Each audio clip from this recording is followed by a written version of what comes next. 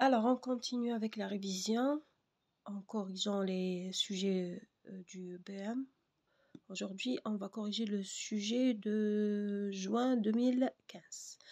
On va essayer maintenant de lire le texte. La drogue tue chaque année plus de 200 000 personnes dans le monde en sont victimes. Et j'ai peur pour toi, comme des millions de pères. Alors je te parle pour t'avertir.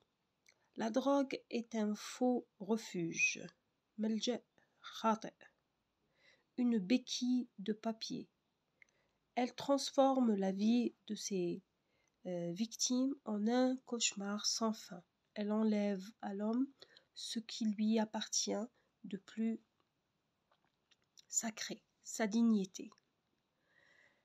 Elle l'entraîne à tuer, à dévaster tout sur son passage, à briser les siens. Pour la seule satisfaction d'une sensation éphémère qu'il faut sans cesse, encore, toujours, renouveler. À chaque prise, ton cœur, ta tête, ta mémoire, ta chair s'appauvrissent, tandis qu'inversement, le pourvoyeur s'enrichit. La drogue est un enchantement mortel que des malfaiteurs qui ne connaissent ni la beauté, ni la noblesse du cœur, ni la générosité, et encore moins l'amour, transmettent à petite dose à de malheureux bambins, à la recherche d'un bien-être illusoire. Je t'ai parlé pour te mettre en garde. Malgré ton jeune âge, je suis sûre que tu comprendras. Et à travers toi, c'est à tous les enfants de la terre que je souhaite m'adresser. D'après Gilbert Sinoué, à mon fils à l'aube du 3e millénaire. Édition Gallimard 2000. C'est un texte qui donne des conseils, qui parle de la drogue. Éphémère, ça veut dire qui ne dure pas, comme les messages éphémères. Pourvoyeur, c'est celui qui fournit, qui apporte quelque chose. La drogue ici, dans ce texte. Illusoire, ça veut dire irréel ou bien imaginaire. On va lire comme d'habitude les questions. On va essayer de répondre. Comme je vous dis à chaque fois, il faut lire le texte plusieurs fois pour le comprendre. D'accord ?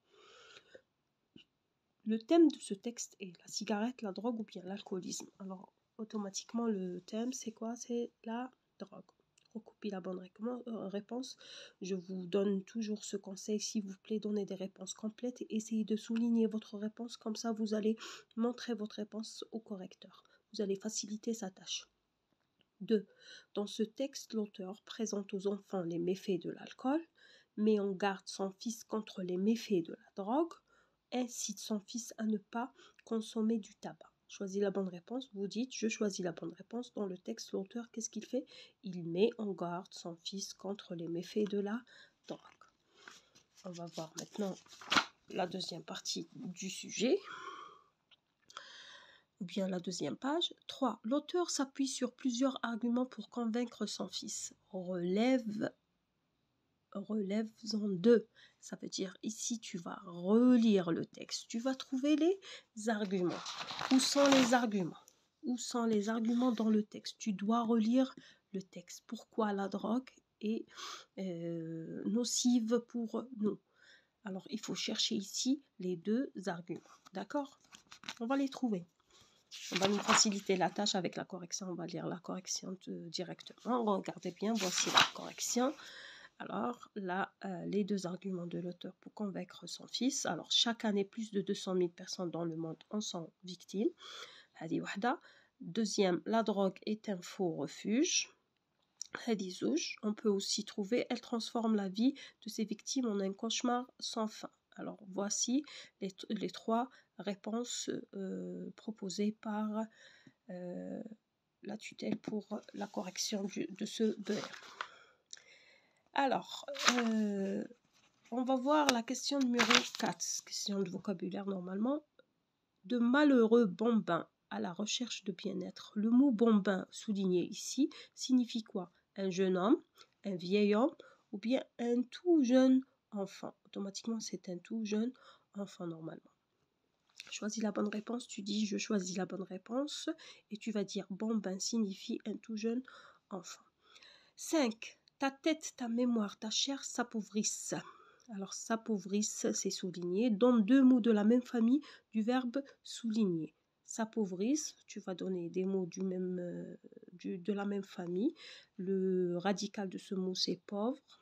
Alors pauvre, appauvrissement. D'accord ? Je t'ai parlé pour que tu fasses attention. Découpe cette phrase en propositions et indique leur nature. Alors, je t'ai parlé pour que tu fasses attention. Alors, je t'ai parlé, c'est la proposition principale. Pour que tu fasses attention, c'est la proposition subordonnée de quoi? De but. Quel est le rapport logique exprimé dans cette phrase? C'est le but. Réexprime ce même rapport d'une autre manière. Alors, tu vas enlever pour que et tu vas mettre à la place. Regardez ici, c'est ce qu'on nous a donné comme réponse.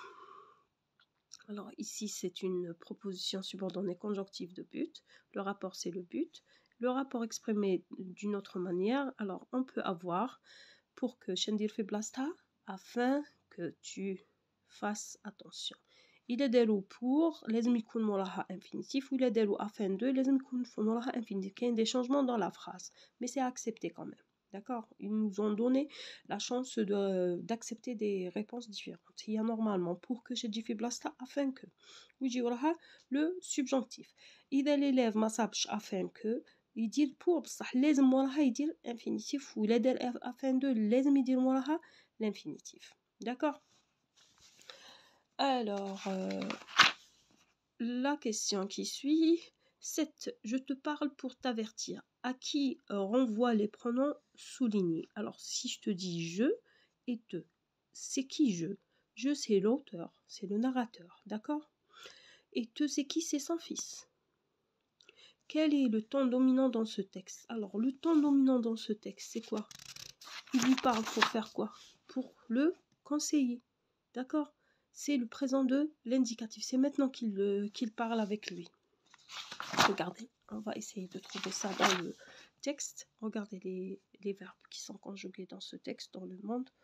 On sent, victime. D'accord? J'ai peur. Du mieux de elle transforme. Regardez, les verbes, la plupart ou bien la majorité des verbes sont conjugués au présent. On va voir maintenant la question numéro 8. Non, 9. Elle transforme la vie de ses victimes en cauchemar. Réécris la phrase en commençant par. Alors, à l'avenir, ça veut dire ici, c'est quoi? C'est le futur. Il veut que tu conjugues les verbes de cette phrase au futur. À l'avenir, elle transformera la vie de ses victimes en cauchemar. 10. Mets la phrase au pluriel. Le jeune enfant est maintenant averti. Les jeunes enfants, on ajoute le S, sont maintenant avertis, on ajoute le S. On donne un titre à ce texte, on va voir les propositions ici données. La drogue tue, on peut donner que la drogue et c'est acceptable. La drogue, les dangers de la drogue, les méfaits de la drogue, un conseil à mon fils, c'est acceptable aussi. Pour la production écrite, regardez bien, qu'est-ce qu'il nous demande? Le thème de cette année 2015, c'était quoi? Ton camarade de classe fume. Il fume. Tu décides de le mettre en garde contre les dangers de la drogue ou bien de la cigarette. Écris un texte d'une dizaine de lignes pour le convaincre d'arrêter. Pour cela, tu donneras à ton ami 2 arguments liés par des connecteurs logiques. Ça veut dire tu vas faire un petit dialogue avec ton ami et tu vas le convaincre d'arrêter de fumer. Et voici les critères. Comment on va corriger? On va essayer de voir l'adéquation à la consigne. Ça veut dire tu n'es pas hors sujet. La capacité à argumenter, à donner des arguments. Structure argumentative, ça veut dire introduction, développement et conclusion. Tu dois respecter la structure du texte argumentatif toujours. L'utilisation correcte des connecteurs logiques, ça veut dire tu dois donner d'abord, ensuite, ici il y a deux arguments. Correction de la langue, ici, il faut respecter les accords, emploi correct des temps verbaux. Et puis pour le perfectionnement, la mise en page et aussi la lisibilité, les soins, ça veut dire tu dois écrire correctement, ton écriture doit être lisible et les richesses des arguments. Je vous souhaite bon courage et restez connectés.